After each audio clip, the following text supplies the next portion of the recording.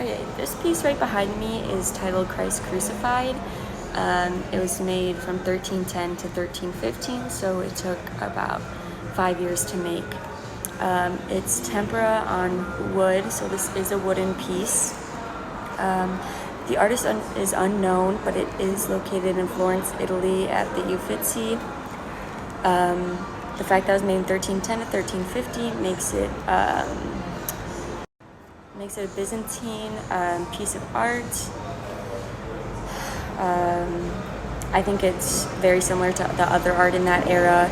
It has a lot of the gold features around the cross, around his head, and it also obviously has that religious portrayal because that is Jesus on the cross. Kind of the history of this is that it's based on a model made by Giotto.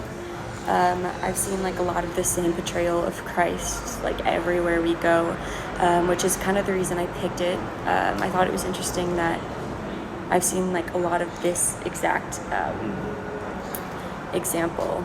I guess not a fun fact, but a little story behind this is that is obviously portraying Jesus dying on the cross, where he has the nails in his hands and his feet, and he kind of looks like that because he's been hanging, so his stomach is larger.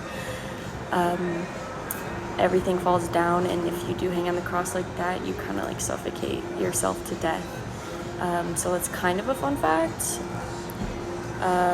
Something I noticed about this is like the halo on top, the gold piece is actually 3D, while everything else is 2D and painted. It's also kind of cool that it captures him like in true pain, like you can see on his face and the way his head is, and just the entire portrayal and how his body looks. So I thought that was kind of interesting that it is also like a very common image.